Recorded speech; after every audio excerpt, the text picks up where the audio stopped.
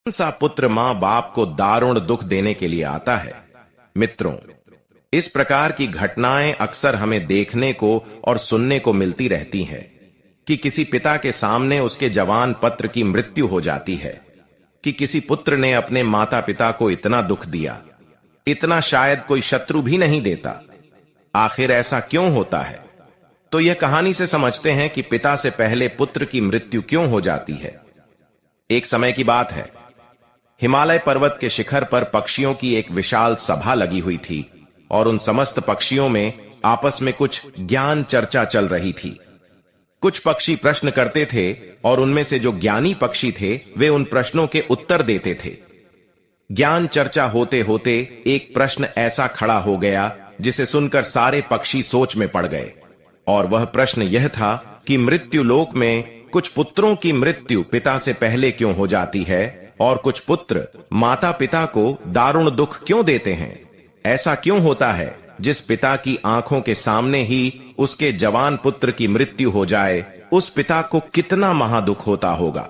होना यह चाहिए कि पहले पिता की मृत्यु हो और पुत्र ही पिता का दाह संस्कार करें, लेकिन कई बार कुछ अभागे पिताओं को अपने हाथ से अपने पुत्रों का अंतिम संस्कार करना पड़ता है। ऐसी स्थिति में एक पिता जीवित ही मृत्यु के समान कष्ट भोगता है। कई बार कुछ बेटे अपने मां बाप के साथ शत्रु जैसा व्यवहार करते हैं, उन्हें मारते पीटते हैं, उनकी देखरेख नहीं करते, उन्हें तन्हा छोड़ देते हैं। वह एक पिता भी मृत्यु के समान कष्ट भोगता है। दोस्तों, समस्त पक्षियों में यह चर्चा चल रही थी। किसी के समझ में नहीं आ रहा था कि आखिर ऐसा होता क्यों है। विषय बहुत ही महत्वपूर्ण था। तभी पक्षीराज गरुड़ का उस सभा में आना होता है। पक्षीराज गरुड़ एक बूढ़े गिद्ध का रूप धारण करके आते हैं और एक जगह पर बैठ जाते हैं। सभी पक्षियों ने खड़े होकर के उनका अभिवादन किया। गरुड़ जी कहने लगे कि हे पक्षियों, आखिर आपके बीच में किस बात पर चर्चा चल रही है? किस बात को लेकर आप इतनी उलझन में हैं? तब उनमें से एक पक्षी खड़े होकर कहता है, गिद्ध महाराज, हम यह जानना चाहते हैं कि हमारे बीच में आज का जो संवाद है वह यह है कि पिता से पहले पुत्र की मृत्यु आखिर क्यों हो जाती है। पक्षीराज गरुड़ कहने लगे कि हे पक्षियों, सनातन धर्म शास्त्रों के अनुसार आपका यह जीवन पिछले जन्म पर आधारित होता है, और यह भी जरूरी नहीं है कि पूरा जीवन ही पिछले जन्म पर आधारित हो, लेकिन पिछले जन्म का हमारा कुछ हिसाब किताब अगर बाकी रह जाता है तो वह हमें इस जन्म में पूरा करना पड़ता है। दोस्तों, पहले हमें यह समझना होगा कि हमारा कर्म ही हमारी गति तय करता है। आपके द्वारा किया गया कर्म ही आपके भविष्य को निर्धारित करता है। पक्षियों, कर्म 4 प्रकार के होते हैं। 1. संचित कर्म, 2. प्रारब्ध कर्म, 3. आगामी कर्म, 4. वर्तमान कर्म। इन चारों कर्मों का अलग अलग फल होता है। इनमें से जो संचित कर्म होते हैं वह हमारे अगले जन्म में हमारे साथ रहते हैं और उन्हें कर्मों का फल हमें कभी कभी दुख और सुख के रूप में भोगना पड़ता है। मृत्यु के बाद यह भौतिक शरीर तो नष्ट हो जाता है, लेकिन जो सूक्ष्म शरीर होता है वह जन्म जन्मांतर तक आत्मा के साथ जुड़कर रहता है। और हमारे जितने भी सगे संबंधी होते हैं वे सभी किसी न किसी कारण हमारे साथ आते हैं। कभी किसी जन्म में, कभी किसी जन्म में वह सब प्रकार हमारे कर्म का हिसाब चुकाने के लिए अलग अलग रूपों में आते रहते हैं। दोस्तों, बूढ़े गिद्ध की बात सुनकर समस्त पक्षी कहने लगे, हे पक्षीराज, आपकी यह बात हमारी समझ से परे है, थोड़ा और सरल भाषा में हमें समझाइए। तो पक्षीराज कहने लगा, हे पक्षियों, ध्यान से सुनिए, मैं तुम्हें एक अद्भुत और रहस्यमयी कथा सुनाता हूं। इस कथा के माध्यम से आपको यह जवाब मिल जाएगा कि पुत्र की मृत्यु पिता से पहले क्यों हो जाती है। सभी पक्षी चुपचाप बैठ जाते हैं और पक्षीराज गरुड़ कथा सुनना आरंभ करते हैं। कहने लगे, हे पक्षियों, एक गांव में एक किसान रहता था। उसके परिवार में उसकी पत्नी और एक लड़का था। कुछ सालों के बाद किसान की पत्नी की मृत्यु हो जाती है। जिस समय किसान की पत्नी की मृत्यु हुई थी उस समय लड़के की उम्र मात्र 10 साल की थी। तब किसान ने अपनी दूसरी शादी कर ली। उसके बाद किसान की दूसरी पत्नी से भी एक पुत्र पैदा होता है। संजोग बस किसान की दूसरी पत्नी की भी मृत्यु हो जाती है। तब किसान अपने दोनों बेटों के साथ अकेला रह जाता है। कुछ समय बाद किसान का जो बड़ा बेटा था जो पहले वाली पत्नी से हुआ था। जब वह विवाह योग्य हो जाता है तो किसान ने बड़ी धूमधाम से अपने बड़े बेटे का विवाह कर दिया। धीरे धीरे कुछ समय बाद किसान बीमार पड़ जाता है। बीमारी के चलते उसकी हालत ज्यादा खराब हो जाती है और एक दिन उसकी भी मृत्यु हो जाती है। दोस्तों, ध्यान रखना, किसान का जो छोटा बेटा था, जो उसकी दूसरी पत्नी से हुआ था, वह अपने सौतेले भाई के साथ रहने लगता है। बड़ा भाई अपने छोटे भाई को बड़े प्रेम से रखता था। धीरे धीरे समय गुजरता चला गया। एक दिन किसान का छोटा लड़का बीमार हो जाता है। तब उसकी हालत ज्यादा खराब रहने लगी तो बड़े भाई ने कुछ आसपास के वैद्यों से उसका इलाज करवाया, परंतु उसे कोई राहत नहीं मिली। जब बड़े भाई ने अपने छोटे भाई का कई वैद्य हकीम से उपचार कराया, परंतु उसकी हालत में कोई सुधार नहीं हुआ। छोटे भाई की दिन ब दिन तबीयत बिगड़ती जा रही थी। काफी धन भी छोटे भाई के इलाज में खर्च हो चुका था। इलाज कराते कराते बड़ा भाई अब थक चुका था। एक दिन बड़े भाई ने अपनी पत्नी से सलाह कि यदि मेरा छोटा भाई जो सौतेली मां से उत्पन्न है, अगर यह मर जाए तो हमें उसके इलाज के लिए पैसा खर्च नहीं करना पड़ेगा और जायदाद में भी आधा हिस्सा हमें नहीं देना पड़ेगा। इसके हिस्से की सारी जमीन जायदाद फिर हमारी हो जाएगी। अपने भाई की जान से ज्यादा प्यारी उसके बड़े भाई को अपनी धन दौलत और भाई की धन दौलत लग रही थी। पति का सुझाव उसकी पत्नी को भी बहुत अच्छा लगा। तब उसकी पत्नी रहती है ऐसे, हम इसे मार भी तो नहीं सकते। यदि इसे मार दिया तो लोग समझेंगे कि हमने लालचवश इसे मार डाला। क्यों ना हम यह काम किसी वैद्य से करवाएं। आप जाओ और किसी वैद्य को लालच देकर उससे कहो कि इसे दवाई के बदले जहर देकर मार दे। इससे किसी को पता भी नहीं चलेगा और कोई रिश्तेदार भी हम पर शक नहीं करेगा। सब लोग कहेंगे कि यह बीमार था, इसीलिए बीमारी से मृत्यु हो गई। बड़े भाई ने पत्नी की बात मान ली और मन में विचार करने लगा कि किसी से बात की जाए तो हमारा काम बन जाए। बड़े भाई ने ऐसा ही किया। उसे कोई निकट का घनिष्ठ वैद्य मिल जाता है। वह वैद्य पैसे का बड़ा लालची था। जब बड़े भाई ने उस वैद्य से बात की कि मुझे मेरे छोटे भाई को जहर देकर मरवाना है, वैद्य पहले तो हिचके, लेकिन जब किसान के बड़े बेटे ने वैद्य को 1000 मुद्राओं का लालच दिया तो वह यह काम करने को राजी हो जाता है। उसका छोटा भाई बीमार तो रहता ही था। यह वैद्य उसका उपचार करने के बहाने से उसे देखने के लिए आता है और उसका इलाज करने के बहाने उसे जहर देकर चला जाता है। जहर के प्रभाव से तत्काल उसकी मृत्यु हो जाती है। अपने छोटे भाई की मृत्यु पर भी दोनों पति पत्नी बड़ी खुशी मनाते हैं। सोचने लगे, अब तो रास्ते का कांटा निकल गया। इसके हिस्से की सारी जमीन जायदाद पर अब हमारा अधिकार हो गया है। वे दोनों बहुत प्रसन्न होते हैं। और याद रखना दोस्तों, जो खुशी दूसरे के दुख की बुनियाद पर होती है, जो धन दूसरे की हिंसा करके कमाया जाता है, वह धन कभी आपको सुख नहीं दे सकता। और जो लोग दुख देकर सुख पाने की कामना करने वाले होते हैं, उनके यहां एक दिन महाभयानक दुख आता है। दोस्तों, बूढ़ा गिद्ध कहता है पक्षियों। इस प्रकार बड़े भाई ने अपने छोटे भाई को मार डाला और उसकी सारी धन संपत्ति पर अपना अधिकार जमा लिया। किसी रिश्तेदार को भी इस बात का संदेह नहीं हुआ। रिश्तेदार तो यह सोच रहे थे कि यह कितना अच्छा भाई है, अपने सौतेले भाई का कितना उपचार कराया, कितनी देखभाल की, कितनी सेवा की, पर बेचारा उसे बचा नहीं सका।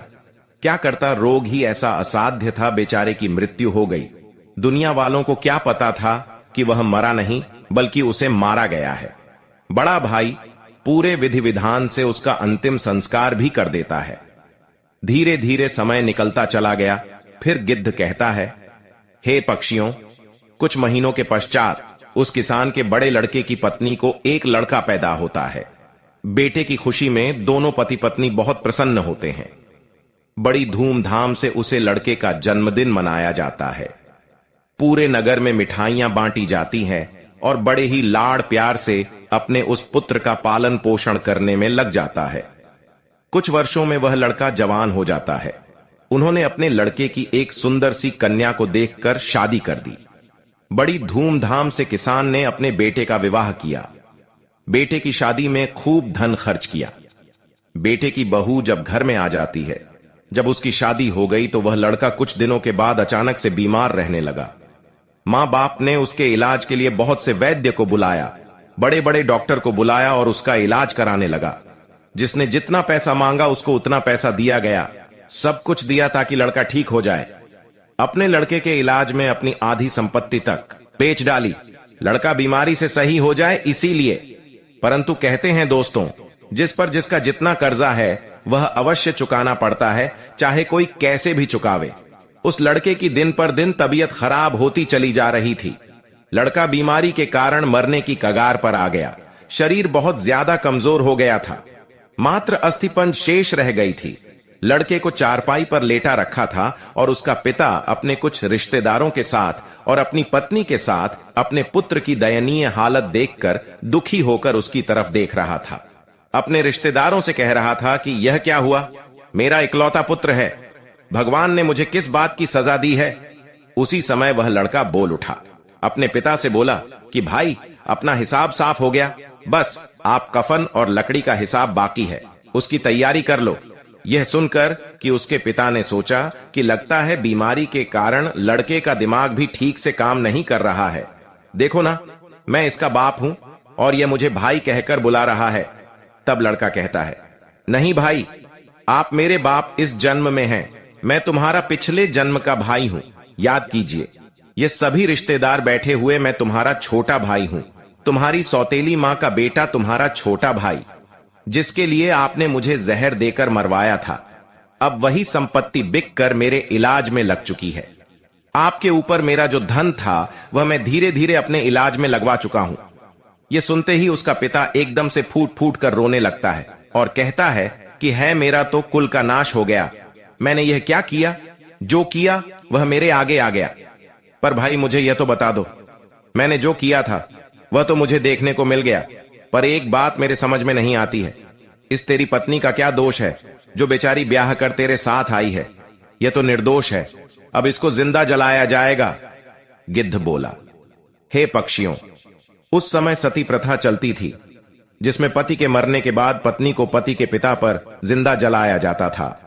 तब वह लड़का कहने लगा कि हे भाई, आप मेरी बात ध्यान से सुनो, सभी बैठे हुए रिश्तेदार और तुम सब मेरी बात ध्यान से सुनो। तुमने जिस वैद्य को मेरे इलाज के लिए बुलाया था, उस वैद्य को तुमने कुछ पैसों का लालच दिया था और उसने मुझे जहर दे दिया था। जो दुष्ट पैसों के कारण किसी को मारता है तो उसको भी उसका फल भोगना पड़ता है। गिद्ध बोला, पक्षियों, वह लड़का कह रहा था कि जिस वैद्य ने मुझे जहर खिलाया था, तुम्हें उसका क्या पता है? तब उसके पिता ने कहा, हां बेटा, मुझे पता है, आपकी मौत के 3 साल बाद वह वैद्य भी मर गया था। लड़के ने कहा कि वही वैद्य यह पत्नी के रूप में मेरे घर में आया है। मेरे मरने पर अब इसे जिंदा जलाया जाएगा। इसको भी इसके कर्म का फल अवश्य भोगना पड़ेगा। हमारे जीवन में आने वाली पात्र और प्रत्येक घटनाएं हमारे ही कर्मों की उपज होती हैं। हम जैसा बोते हैं वैसा ही हमें काटने को मिलता है। आज नहीं तो कल हमें हमारे कर्म का फल जरूर मिलेगा। जीवन के हर कठिन प्रश्न का जीवन से ही हल मिलता है। जितना गहरा कुआं होगा उतना ही मीठा जल मिलता है। गिद्ध बोला, पक्षियों, ऐसा कहकर के वह किसान पुत्र मृत्यु को प्राप्त हो जाता है। उसके स्थान पर दूसरा कोई पुत्र नहीं था। उसकी सारी संपत्ति का नाश हो जाता है। उसकी मृत्यु के बाद जो उसकी पत्नी थी उसको भी उसके साथ जिंदा जला दिया गया। उस वैद्य को भी उसके कर्म का फल मिल जाता है।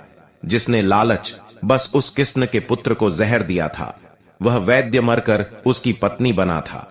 उसे भी मृत्यु के महाभयंकर कष्ट से होकर गुजरना पड़ा। दोस्तों, इधर गिद्ध पक्षियों से कहता है, इस दुनिया में 4 प्रकार के पुत्र होते हैं और जो जो काम उसने किए हैं उन कामों का भुगतान भी किया जाता है। यह बात सुनकर पक्षी कहने वालों की 4 प्रकार के पुत्र कौन से होते हैं? तब पक्षीराज गरुड़ कहते हैं, है पक्षियों, शास्त्रों में 4 प्रकार के पुत्र बताए गए हैं। पहला पुत्र होता है ऋणानुबंध, दूसरा पुत्र होता है शत्रुपुत्र, तीसरा पुत्र होता है उदासीन और चौथा पुत्र होता है सेवक। जो पहले 2 पुत्र हैं, ऋणानुबंध पुत्र और शत्रुपुत्र, ये दोनों पुत्र आपके कर्मों के अनुसार ही आपके घर में जन्म ले लेते हैं। उनकी मृत्यु पिता से पहले हो जाती है। अगर किसी पुत्र की मृत्यु पिता से पहले हो जाए तो समझ लेना कि वह ऋणानुबंध और शत्रुपुत्र पैदा हुआ है। प्रचलित मान्यताओं के अनुसार यदि आपने अपने पूर्व जन्म में किसी को किसी भी प्रकार का दारुण दुख पहुंचाया है और वह व्यक्ति आपसे किसी भी तरह का बदला लेना चाहता है, लेकिन वह किसी कारण बस बदला नहीं ले पाया क्योंकि वह कमजोर था और वह इसी तरह तड़प तड़प कर मर जाता है, तो निश्चित मानिए वह व्यक्ति इस जन्म में आपका पुत्र बनाकर लौटेगा और फिर वह अपना बदला पूरा जरूर करेगा और आपको अपने ही पुत्र की मृत्यु देखनी पड़ेगी। जरा सोचिए, अगर किसी के सामने उसके पुत्र की मृत्यु हो जाए तो उसे पिता को कितना असहनीय दुख होता है। इसका मतलब यह होता है कि यदि आपका पुत्र आपको मृत्यु तुल्य कष्ट दे रहा है तो समझ लेना कि आपके पिछले जन्म का वह शत्रु हो सकता है या वह व्यक्ति हो सकता है जिसको आपने कभी मृत्यु तुल्य कष्ट दिया होगा। ऐसी संतान आपके जीवन को हर तरह से कष्टों से भर देती है, आपका जीवन नर्क बना देती है। ऐसी संतान आपको मारती है, सताती है, आपकी धन संपत्ति को कुकर्म के माध्यम से बर्बाद कर देती है और एक दिन आपको भीख मांगने पर मजबूर कर दे तो पक्षियों इस तरह से पिता से पहले वही दो पुत्र मरते हैं जो ऋणानुबंध होते हैं और जो पुत्र शत्रु होते हैं अपने कर्मों का लेखा चोखा पूरा करने के लिए किसी के यहां आकर जन्म धारण करते हैं। भगवान श्री कृष्ण ने अर्जुन से गीता में स्पष्ट कहा है कि है अर्जुन, इस संसार में जितने नाते रिश्ते हैं वह सभी पिछले कर्मों के अनुसार प्राप्त होते हैं। इस महाभारत में जितने भी तुम्हें तुम्हारे सगे संबंधी दिखाई दे रहे हैं यह सभी तुम्हारे और उनके पिता का लेखा जोखा है। हे अर्जुन, तुमने पूर्व जन्म में जब तुम धर्म के पुत्र थे और मैं तुम्हारा बड़ा भाई था नारायण और तुम मेरे छोटे अनुज थे, उस समय तुमने दुर्योधन को पराजित किया था। उस समय दुर्योधन ने हार का बदला लेने के लिए यह प्रतिज्ञा कर रखी थी कि हे अर्जुन, मेरे सामने जब भी तू आएगा तब मैं तुझसे बदला लूंगा। हे अर्जुन, प्राणी को अपने कर्म का फल भोगना पड़ता है। जिसका जिस पर कर्ज होता है वह उसको 100 सालों के बाद भी चुकाता है। और यही बात भगवान श्री कृष्ण ने पितामह भीष्म से कही थी। यह बात महाभारत काल की है। महाभारत का भीषण युद्ध समाप्त हो चुका था। विजेता पांडव सहित श्री कृष्णा सरसैया पर पड़े पितामह भीष्म का आशीर्वाद लेकर लौटने लगे तो पितामह ने श्री कृष्ण को अपने पास बुलाया। कृष्णा पास आए तो भीष्म ने उनसे पूछा, मधुसूदन, मैं अपने की कर्म की वजह से नुकीले तीरों से बनी इस शैया पर असहनीय कष्ट भुगत रहा हूं। श्री कृष्ण ने मुस्कुराते हुए पूछा, क्या आपको अपने पिछले जन्मों के कर्म याद हैं? पितामह बोले, पिछले 100 जन्म मुझे याद है और इनमें मैंने कभी किसी का बुरा नहीं किया। श्री कृष्ण ने उनसे सहमति जताते हुए कहा, यह सही है कि 100 जन्मों में आपने ऐसा कुछ नहीं किया। यह 101वें जन्म की बात है। उसे जन्म में भी आप एक युवराज थे। एक बार जंगल से गुजर रहे थे। एक पेड़ के नीचे कुछ देर आराम करने के बाद आप चलने लगे तो ऊपर से एक कई पैरों वाला कीड़ा आपके घोड़े की गर्दन पर गिरा। आपने अपने तीर से उसे उठाकर पीछे की ओर फेंक दिया। वह कीड़ा पीछे बेर की कंटीली टहनी पर पीठ के बल गिरा। बेर के कांटे उसकी पीठ में धंस गए। बेचारा कीड़ा कांटों से निकलने की जितनी ही कोशिश करता, कांटे उसे उतना कष्ट देते। कीड़ा इस अवस्था में कई दिन जीवित रहा। उसकी तकलीफ आपका नाम दर्ज हो चुकी थी, लेकिन आपके पुण्य कर्म इतनी प्रबल थे कि वह पाप फलित नहीं हो पा रहा था। फिर आज क्यों? पितामह के इस सवाल पर श्री कृष्ण ने उन्हें बताया, दुर्योधन की सभा में जब द्रौपदी का चीरहरण हो रहा था तब आप उसे बचाने में समर्थ थे, लेकिन इसके बावजूद आपने दुर्योधन को रोकने की कोई कोशिश नहीं की। इससे आपका सारा पुण्य समाप्त हो गया और 101वें जन्म पहले के इस पाप को फलित होने का मौका मिल गया। जब हम जन्म लेते हैं या फिर जब हम गर्भ में रहते हैं तब हम उस ईश्वर से यही प्रार्थना करते हैं कि इस पुनर्जन्म के बंधन से इस बार हमें मुक्त करें। इस बार जन्म लेने के उपरांत हम अच्छे कर्म करेंगे, लेकिन जन्म लेने के उपरांत हम उन बातों को भूल जाते हैं, मोह माया के वश में हो जाते हैं। कर्म के फल कभी ना कभी मिलते ही हैं। इसीलिए पृथ्वी पर निवास करने वाले प्रत्येक प्राणी व जीव जंतु को कर्म के फल भी भोगना पड़ता है और कर्मों के ही अनुसार ही जन्म होता है। कभी किसी प्राणी को नहीं सताना चाहिए, भले ही वह छोटा सा कीड़ा ही क्यों ना हो। इस संसार में 4 तरीके के पुत्र बताए गए हैं, जो 2 तरह के पुत्र होते हैं, अनुबंध और शत्रु पुत्र।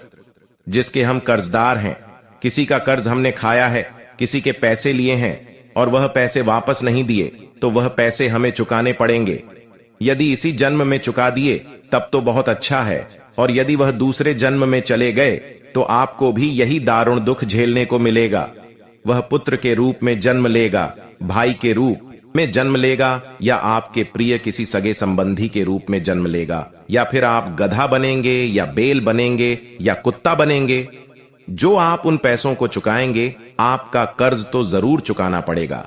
यही शाश्वत विधान है, यही प्रकृति का नियम है। हर क्रिया की प्रतिक्रिया जरूर होती है। और जो दूसरे तरीके का पुत्र होता है, शत्रु पुत्र, वह भी आपसे बदला नहीं छोड़ेगा। आपके पास कोई गरीब रहता है, कोई कमजोर रहता है और आप ताकतवर हैं, उस पर आप अपना बल प्रयोग कर रहे हैं, उसे मृत्यु के समान यातनाएं दे रहे हैं, तो यही यातना उसकी आत्मा सहेगी। वह भी मौका मिलने पर आपको उतनी ही भयंकर यातनाएं देगा और आप उन यातना से आहत हो जाएंगे, चाहे वह पुत्र के रूप में हो, पिता के रूप में दे या पत्नी के रूप में दे। इस प्रकार से मित्रों, पहले वाले 2 पुत्रों की मृत्यु पिता से पहले हो जाती है और बाकी के जो 2 पुत्र हैं होते हैं उदासीन और सेवक, उनकी मृत्यु पिता के बाद होती है। यह वह पुत्र होते हैं जो आपकी खूब सेवा करते हैं, क्योंकि आपने पिछले जन्म अच्छे कर्म किए थे। यानी कि पिता पुत्रों की मृत्यु नहीं देखता, तो हमेशा हमें ध्यान रखना चाहिए कि किसी और का हम ना ले, अगर ले तो फिर उसका वापस दें। मित्रों, दूसरी बात, किसी को इतना परेशान भी नहीं करना चाहिए कि वह हमसे कमजोर है और हम उसकी मृत्यु के समान यातनाएं दे रहे हैं, तो वह भी मौका मिलते ही आपसे अपना हिसाब किताब चुकाने जरूर आएगा। अब तो आप समझ ही गए होंगे कि कौन से पुत्रों की मृत्यु पिता से पहले हो जाती है और कौन से पुत्र मां बाप को कष्ट देने के लिए आते हैं। दोस्तों, उम्मीद करते हैं आज की कथा आपको जरूर पसंद आई होगी। वीडियो पसंद आई हो तो लाइक करें, चैनल को सब्सक्राइब करें। धन्यवाद।